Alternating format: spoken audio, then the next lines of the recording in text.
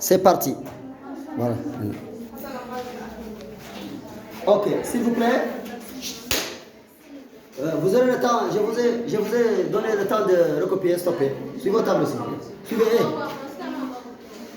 Suivez. Arrête, stop.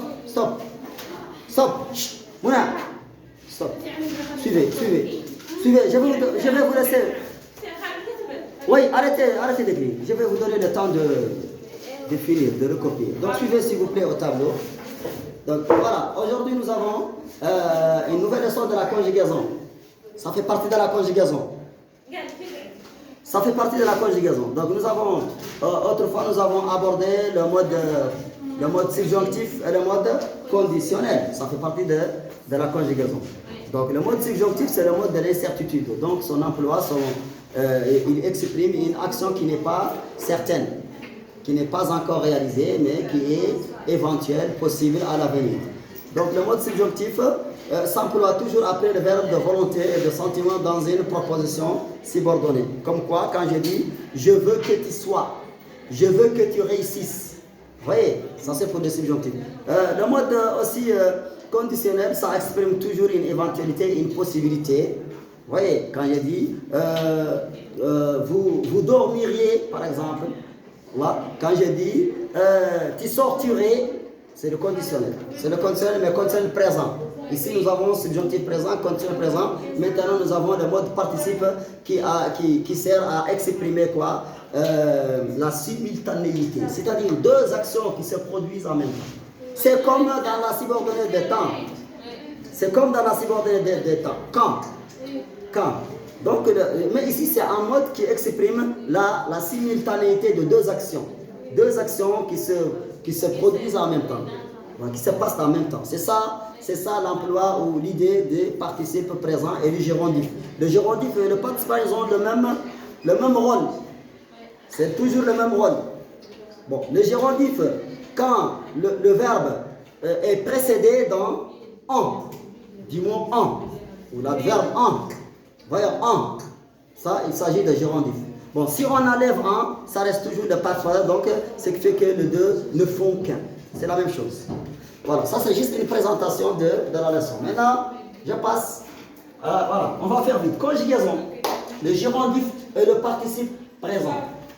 Voilà quelques exemples. Quand je dis je lis le journal, ça c'est la première action. La deuxième action, ça passe en même temps. Vous voyez, je lis le journal en buvant du café. Quand je fais comme ça, c'est en même temps. Donc j'ai fait deux actions en même temps. Hein? Voilà, je lis le journal en buvant le verbe boire. Regardez la radicale du pronom nous. Quand je dis je bois, tu bois, il boit, nous buvons. Ça c'est le radical buve, c'est le radical du pronom nous. Et j'ajoute aussi le participe présent ça construit quoi? Ça forme quoi? Ça forme le présent, c'est-à-dire le mode présent participe. C'est un mode. Le mode dynamique c'est quoi? Voilà, c'est ça, c'est une manière d'expression. Voilà. Qui a un sens, bien sûr. Chaque mode a un sens. Voilà. Le sens de ce mode ici, c'est quoi? C'est la simultanéité. Voilà, contemporanéité. Voilà. Donc, j'apprends le français. Oui, mais comment? Ici, c'est comment? J'apprends le français en lisant. C'est le verbe lire. Regardez, lire. Ça va au troisième groupe. Quand je dis je lis, est-ce qu'il lit, est-ce qu'il lit, nous lisons. Nous lisons. Ici, regardez. Le radical du pronom nous et j'ajoute un lisant. En lisant. Vous voyez? Donc c'est ça. Donc ici, comme vous le constatez, il s'agit de quoi? De la simultanéité. C'est-à-dire deux actions qui se passent en même temps. Ou qui se déroulent en même temps. C'est ça le rôle de gérondif du mode participe présent. Alors que le mode subjonctif exprime une action qui n'est pas encore réalisée, qui n'est pas certaine. C'est éventuel. Vous voyez? Donc, entre parenthèses, احتمال en arabe. قد يقع وقد لا يقع. مستقبل طبعا. Toujours c'est en avenir. C'est comme aussi le conditionnel, il y a toujours la possibilité. احتمال. Comme on dit en arabe, ربما تأتي. Quand je dis je viens, c'est le présent de l'indicatif. Je viendrai, tu as raison, R-A-I-S. Ici, je viendrai, le mot ré, en arabe, c'est équivaut de quoi? Rubbama. Donc ici, le sens, c'est quoi? C'est toujours la possibilité. Oui, l'ihtimal. L'ihtimal. Vous voyez? Voilà. Maintenant, nous avons grand temps. Ici, nous avons formation du gérondif. Le gérondif, c'est quoi? En. Ça commence toujours le gérondif. Toujours par en qui se met devant le verbe, bien sûr. Vous voyez? Donc, nous avons en plus verbe plus en. Nous avons le deux en. C'est pas la même chose. En, ici, on a ça. Voilà. En adverbe ou en pronom. Ça peut être en adverbe, préposition, en pronom complément. Vous voyez? En. Hein? Voilà, donc en ici, plus verbe, plus le en, c'est le participe présent. Ça, c'est le participe. C'est la marque du participe présent. Vous voyez? Donc, on ajoute du pluriel, hein, du présent. Le pluriel, c'est quoi? C'est nous. Pluriel. Exemple. Nous lisons. Si je forme le gérondif, qu'est-ce que j'ai fait? Ici, j'ai écrit nous lisons. Ici, j'ai écrit en lisant. J'ai enlevé la terminaison ONS. Ça, c'est l'indicatif. Ça, c'est l'indicatif. Et ça, c'est le participe présent. Hein? Et le 2, ça forme le gérondif participe présent. Gérondif. Donc, nous lisons, ça nous donne quoi? En lisant. Nous mangeons en mangeant. Je ne peux pas enlever le E. Parce que si j'enlève le E, le mot sera mal formé. Parce que ça nous donne quoi? Ça nous donnerait quoi? En manga. Manga. Nous avons perdu le sens. Vous voyez? C'est comme ça. Donc, en mangeant, nous mangeons. On peut dire en mangeant. Nous buvons, c'est-à-dire boire. Hein? En buvant. Hein? Nous faisons faire quelque chose. En faisant. Hein? Mais, attendez, c'est un remarque. Quand je dis mais, c'est un remarque, de cas particulier, puisque il s'agit de quoi? De verbes irréguliers. Il y a toujours des changements au niveau des règles irréguliers. Hein? Donc, mais en étant, regarde, être, c'est la radicale du verbe être, de pronom nous, plus ANT, c'est le passé présent, étant. Étant, c'est pour le verbe être. Hein? Étant, pour le verbe être. Ayant, c'est le verbe avoir. Parce que ce sont des verbes irréguliers. Ayant, c'est le verbe en ayant, le verbe avoir. En sachant, le verbe savoir. Alim, sachant, c'est le verbe savoir. Donc ce sont des cas particuliers. Certains verbes qui se forment comme ça avec le gérondif et le passé présent. Mais aller, allant, oui, ça ne change pas. Aller, allant. Oui, madraya. Au passé présent, la madraya, allant. On dit ici le changement, ici certains verbes, c'est pas tous les verbes. Nous mangeons. J'enlève le ONS et je mets à sa place ANT, c'est tout. Voilà. Donc, regardez ici l'utilisation du gérondif. Maintenant, on passe à l'utilisation. Le gérondif ici exprime certaines notions, certaines idées. Nous avons ici la simultanéité, ça veut dire la contemporanéité, ça veut dire deux actions. Derrière, suivez au tableau, suivez. Deux actions qui se passent en même temps. Voilà, c'est la simultanéité de deux actions réalisées par le même sujet.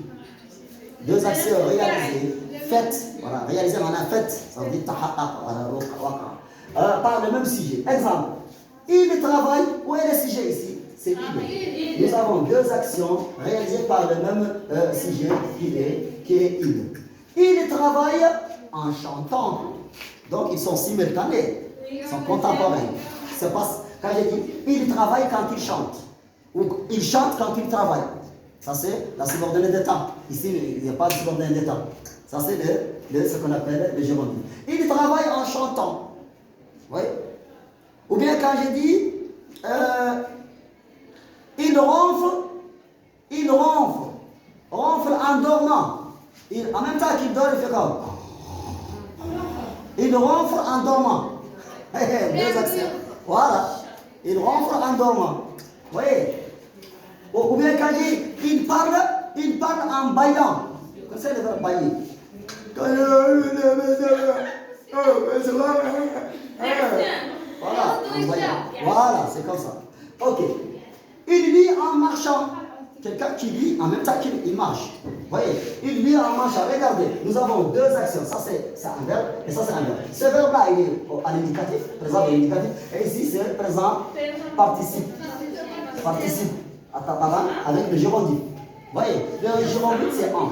Ça commence par en. Ici, nous avons deux choses. Vous avez le gérondif, la marque de gérondif, et le participe présent. Voilà. Nous avons ici s'il vous plaît, le sens suivant l'utilisation. Ça peut exprimer une cause, circonstance et manière. C'est toujours le gérondif. Voilà. Il a fait fortune. Faire fortune, ça veut dire devenir riche. Oui, il a fait fortune. Quelqu'un qui fait du commerce, au fil du temps, il devient très riche. Donc il a fait fortune. Mais il a fait fortune en même temps quoi? Il a fait fortune en jouant. Quand je dis il a fait fortune, si je transforme le subordonné de temps, je dirais quoi? Il a fait fortune quand il joue. Quand il joue. Ici, il a fait fortune en jouant. Jouer, s'amuser. Voilà. Il a fait fortune en jouant. En jouant, c'est, regardez, deux actions simultanées. La première action, au passé composé de l'indicatif. Deuxième action, c'est le présent participe, le participe présent avec le gérondif. Je suis tombé. Voilà. Je suis tombé en quoi? Voilà. C'est quoi? C'est la cause. Ceci, c'est la cause. C'est-à-dire, je suis tombé parce que je cours. Ça, c'est dans un subordonné de cause. Ici, ça, en jouant ici, ce mot-là a pris le rôle ou la place d'un subordonné de cause, a exprimé la cause. La cause de quoi? De l'action principale. Et l'action principale, être tombé. Voilà, donc ici, le gérondif ici a exprimé la cause. Voilà. Nous avons ici condition. Ça peut remplacer aussi la condition. Si. Si. Oui. Quand je dis en chantant, on trouve. En cherchant, on trouve. C'est-à-dire, si tu cherches, tu trouveras. Donc, ça c'est ça la condition. Si je cherche, je trouverai. Ou si on cherche, on trouvera. Regardez, en chantant ici, après, a pris la place de quoi? Du conditionnel. Donc ça exprime une condition. Une condition. En signant, le verbe signer, la signature, apposer sa signature. En signant, vous acceptez. Vous acceptez en signant. C'est-à-dire, si vous signez, vous accepterez. C'est quoi cette question? En signant, regarde, vous acceptez en signant. Mais ici, le sens ici, ou l'idée générale de l'expression ici, c'est quoi? Il s'agit d'une condition. Donc, voilà, en sachant ici, a pris le rôle de si. Si je veux transformer ça à un subordonné de condition, je dirais quoi? Si vous signez, hein, si vous signez, vous acceptez. Si vous cherchez, vous trouverez. Si vous travaillez, vous gagnerez de l'argent. Hein? Quand je dis, en travaillant, vous gagnerez de l'argent. Hein? En lisant, vous réussirez. Vous voyez? C'est comme ça. Donc voilà. Maintenant, en grand 2, le participe présent, nous sommes arrivés au participe présent. Si ne passe pas 10 minutes. Si tu 10 minutes, tu coupes, tu reprends. Voilà. Tu coupes, tu reprends. Voilà. Donc le participe présent, on est ici le point de finir.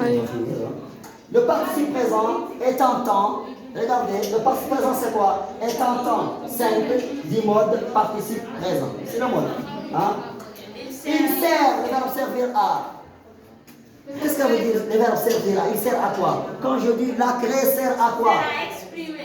La craie sert à quoi? Le chiffon sert à quoi? Le savon sert à quoi? À laver.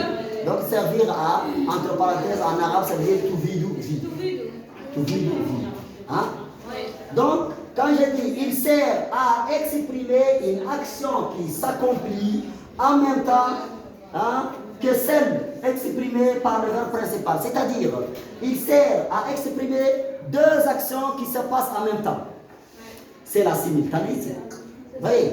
C'est la simultanéité. Donc le rôle du participe présent, c'est la simultanéité. Il marque deux actions simultanées qui se passent en même temps. Nous avons la formation. Comment ça se forme? Hein? Formation du participe présent. Pour la plupart des verbes, le participe présent est formé. Regardez, il est formé des choses suivantes. S'il vous plaît, s'il vous plaît, s'il vous plaît, s'il vous plaît. Formé de quoi? 1. Du radical. Le radical de quel pronom? Nous. Quand je dis le verbe manger, nous mange. J'arrête. J'enlève ONS et je mets à la place, c'est quoi? ANT. Donc, le radical du première personne du pluriel, nous, de l'indicatif présent, de la terminaison ANT. Exemple,